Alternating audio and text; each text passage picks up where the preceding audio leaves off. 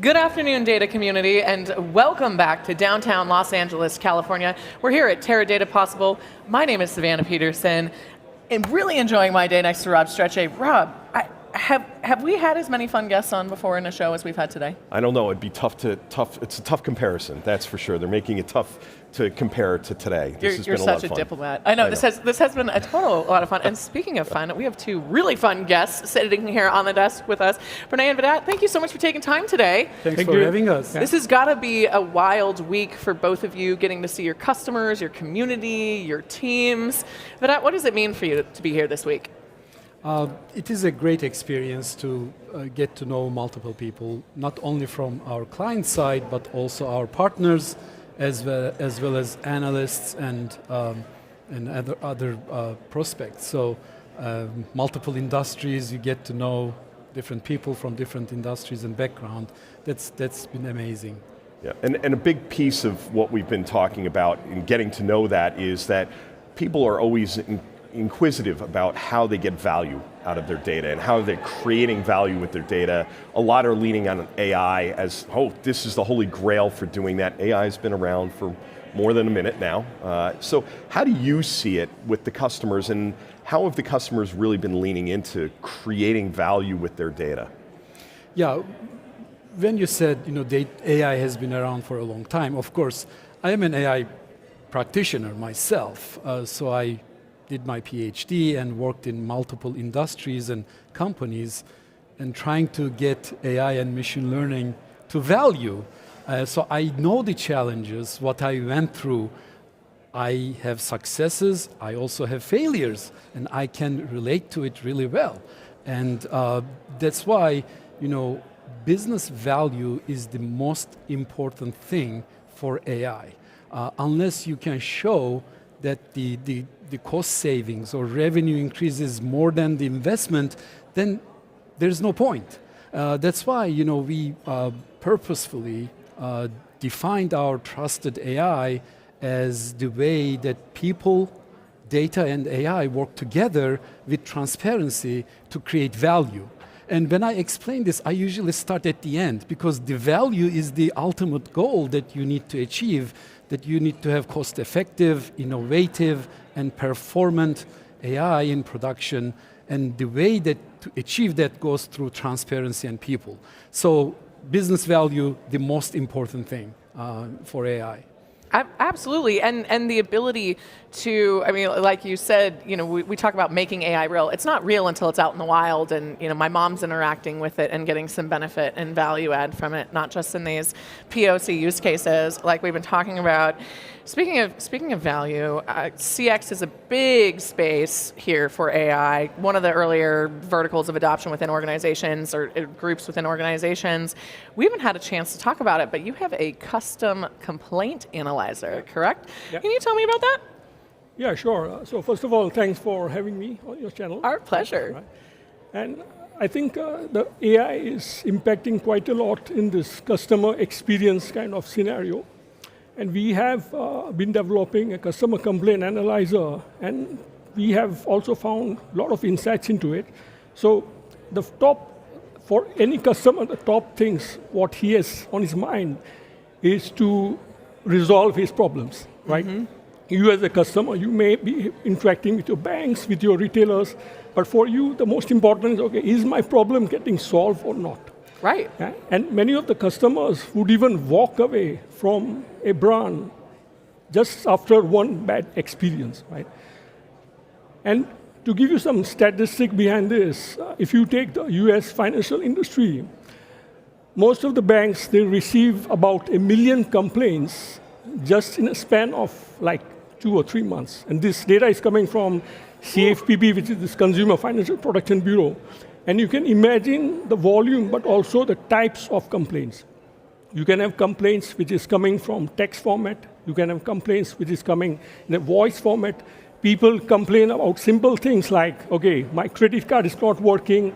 On the other hand, they can also complain about guys, you are doing some kind of insider trading, right? So you can have a vast variety of complaints. So it's very important to understand what are these complaints, what are these topics, and how to kind of quickly react back and give a resolution back to the customer, because this is where you are adding value and you are reducing churn. So our customer complaint analyzer does that exactly. It tries to analyze with the power of AI and generative AI different type of complaints and making sure that at the end the customer is happy and we have a perfect resolution for that particular customer.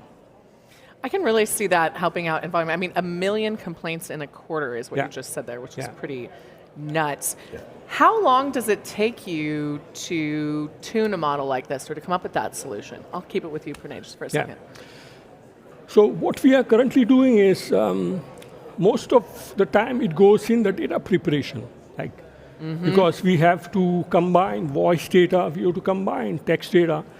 And I think from a timing point of view, it depends on different projects, but I can say it could take about 80% of the time goes in the data preparation. And even just with that voice and text, you've got people with different accents, lexicons, speaking different languages. I mean, the z-axis of complexity starts to get pretty wild there. And also to give you, we're also doing a project in Saudi Arabia, and the text is reverse. Right? And the language is not English, right? So you can imagine the complexity of all the data preparation and also kind of integrating different data sets. You can have the same customer who has launched a complaint in text format, but at the same time, if it doesn't get resolved, he will call, right? And I'm from France. I know that people like calling quite a lot, right? So you get a lot of complaints, same person calling again and again. And so it's important to process the data in a nice way. It's also important to relate back that who is the customer behind this complaint, identify what is the topic of the complaint, and then we can start applying the generative AI and all that kind of stuff on how to best respond to this complaint. Right? So the data preparation takes quite a amount of time. When it comes to AI, largely, fortunately, we have our cloud partners who have excellent large language models, who will go through all the different texts, all the different formats, and will tell you, okay, this is the topic, this is, they also summarize the complaint for us. The complaints could be 1,000 words long, right? And they can summarize it into nice text, 2-3 line text, so that the bank people can understand what it is. And then, of course, the biggest thing, I think, is, as Vedat was telling, what is the value? So you have to somehow operationalize it. Right? It's good to know what is the people are complaining about, but then you have to come out with a resolution, because you can apply all the models, but if you don't resolve the complaint, you don't add value. It doesn't matter. Exactly. And then people are even more mad that you wasted time messing around with AI instead of solving my stuff. Right, and how does that really tie Gen AI into this? Because I think for me, I can imagine how it would be, having filled out and had over 1,000-word complaint to a particular airline that I won't talk about, but they resolved it, they solved it, but it didn't fit in the space on their website, so I attached a Word doc with the full text. Yeah. To your point, I created more. You were determined to send that complaint. I was very determined, and I usually don't do that, but they pushed me, and it is what it is. But so I'm going to generally assume that it went into some Gen AI to do summarization and pick out. How do you see, as in this way or in other ways, Gen AI playing a role in there? Well, this is, as Pranay mentioned, those complaints come in different shapes and forms, right? If you go to predictive AI only, you need structured data. So you would spend time to convert or find a way to convert a script of an audio to structured data. But Gen AI is a perfect tool and technology to bring all those different complaints together and then analyze it and give you a perspective for resolution. So it is also a great example where you can actually combine predictive AI with Gen AI. As Pranay said, after you analyze the complaints, you need to find resolution. At times, you may be able to use predictive model to say, for this customer's complaint, this person or this department would be the best to resolve that, so that you are able to reduce churn or increase retention or increase conversion. So it's a fantastic example for Gen AI to create business value through resolutions of those complaints coming from multiple data sources. Do you, Go for it. just Yeah. because you hit on something that was really interesting to me. Do you see Gen AI as being able to help build the data that then can be used either in predictive or causal models afterwards? Is Yeah, that actually, thanks a lot for reminding me. I was going to say that, and I forgot in the line of thought. Well, as you resolve those complaints and as you analyze them and you classify them, that will become a learning for that Gen AI model for the future complaints. And therefore, you are able to build the know-how to faster and better analyze them and faster and better resolve them because of that learning. So it creates a great opportunity from that perspective. It's like, I think this is a very critical point, and it also shows the future of Gen AI. So currently, in our projects, most of the people who are resolving are humans, right? But imagine a future where for certain type of complaints, you have AI resolving it, right? But that future would happen if it learns from the current resolutions. So this is where the data which is generated, and how actually do you resolve, right? It would be, in the future, it will be augmenting what we call it as agents, like resolution agents, which would resolve like certain type of complaints so that it is much faster and much efficient way to kind of get the resolution, and the customer is happy. You got the resolution faster, as well as there's a lot of saving also for the enterprise. Yeah, I mean, we talked about them being small action models and groups and chaining of agents and things of that. Yeah, I wanted to connect it to sustainability because let's talk about it. I am very passionate about it because we saw that everyone talks about the value of Gen AI, but people sometimes don't talk about the cost or sustainability. If you build a 350,000 GPU data center, it's not going to run on air. It needs power and water. So if you are able to resolve problems such as customer complaints by using very well-trained small language models, that means you are not using as much energy, and those are really important for sustainability perspectives as well. What are some of the other ways that customers can make their AI journey sustainable? You mentioned using smaller compute so that you're using less energy, but there's got to be other ways that AI makes these companies more sustainable in the conversations that you're having. Yeah, I think some of our speakers today on the main stage talked about it. As you said, depending on the specific business problem, using sometimes small language model on CPU, not even on GPU, will give you the value. And if you are very smart in terms of finding the most impactful use cases that require optimal or optimized level of resources to create value, that's how you do that. And also another thing our presenters mentioned, and I liked it a lot, sometimes people may be like, hey, let's do the best thing, right? Let's train and fine-tune this large language model. Do you really need that? So you need to have trusted advisors, and Teradata is a trusted advisor, with your teams to get together, brainstorm the impactful use cases, and then score them and find the leading ones in terms of complexity and value, and you tackle them one by one. That's how you achieve sustainability across industries.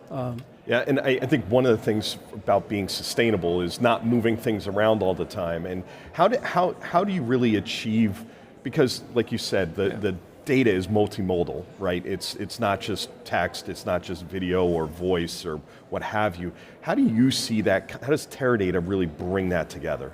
Yeah, so I think what I can answer, it will also answer your sustainability question together. So just today, we released this new capability about bring your own large language model. So instead of sending the data outside to make some prediction to do generative, why not just bring the model inside your platform, right? So we provide this capability to do so. This also helps in the sustainability course because you are not moving the data around, but also it helps in different cases, for example, real time. If you want to achieve real time resolution of complaints, if you have the model within your platform, it is much, much more efficient. In addition, it's also about integrating your model with the rest of the data. So even though if I analyze a complaint in a very detailed way and I try to find what is the topic inside it, if I do not integrate it with the rest of the data, with the customer 360-degree data, it just remains a kind of insightful information, but it is not which is operationalized, right? So this is the usefulness of bringing the model inside the platform so that the model is like data. It gets integrated with the rest of the data, leading to much, much more efficient operationalization as well as sustainability. Yeah, if I may add something to Please. that, my experience in financial industry before Teradata, I was running a data science team working on multiple predictive models at the same time. And I realized that each of my team member is hitting the database and through those complex queries, they are pulling the data, and most of those features are the same. Right. But they are using it for different models. I'm like, there is something wrong here, so we have enterprise feature store. Including customer complaint analyzer for any other model. If you're able to pull your features and build your analytics data set once, you can then just append it with the new records or new data, rather than every time you run the model, you go to all those whole shebang. Data systems and pull them again. And imagine that, we practitioners, it never works in the first time, okay? You run a model, you realize that you forgot something. You run it again. And then you want to try a different algorithm, you also run that. And then you make a presentation to stakeholders and they tell you, well, we need to change the time window. Here are new business rules. Here are some guardrails. So you have to go back and rerun everything. Imagine that how many times you are going to be hitting the data, right? So if you have a feature store that is already there, you don't need to consume a lot of resources or bandwidth. You will reuse it. So that's really important for our customers, and Teradata provides that. Absolutely, and making sure that you don't have to keep reinventing the wheel. Yes. You've just got a great tire store there, just waiting for you, whatever car you want to drive. You're just ready to rock, whether that be your adventure mobile or your Lamborghini. You're all set up, or your F1 car. We were talking about F1 earlier. I have one last question for both of you, and I'm very curious what you have to say. Pranay, I'm going to start with you first, since you're the lucky one immediately on my left. You're obviously deep in this, very exciting. I can sense the energy from both of you, and you're passionate about what you're working on. What do you hope to be able to say a year from now at the next Teradata Possible that you can't say yet today? All right, so I would like to say that we helped our customers to help their customers to resolve their complaints in an efficient way, leading value to both the end customer as well as the enterprise. And I would like to, in the next possible, give an tangible value to that. Yes, so actually being able to measure that too. Yeah, I love that. And I think I would also like to state that, so this year we are talking about different capabilities, but I would like to see the world evolve towards solving real problems. Yes. This is what I wish for the next possible. All right, we're with you on that one. What about you, Vedat? Well, as he mentioned, we announced bring your own large language model, right? So I know Gen AI will become easier for our clients to be able to find the impactful use cases and bring them to value. Yeah. So I would like to see those next year, large language model or Gen AI use cases and presentations in the breakout sessions. But in relation to that, as Martin Wilcox presented today, we have not still achieved the potential value of predictive and prescriptive AI yet. Right. There are still a lot of work to do and the value to be gained. What I am hoping that the emphasis and benefits of Gen AI as it materializes, it will also enable those failure percentages that you have heard today, right? 80%, 65%, or maybe even 85%, to go down for predictive and prescriptive AI as well. And we have, recognition of true bottom line value from clients in terms of all those use cases. I love that. Well, I cannot wait to tell those stories with you back on this stage next year. Vedat, Pranay, thank you so much for taking the time. Thanks. Thank you very much for having Yeah, us. this has been a blast as always, Rob. And thank all of you for tuning in. We are midway through our full day of coverage here at Teradata Possible in Los Angeles, California. My name is Savannah Peterson. You're watching theCUBE, the leading source for enterprise tech news.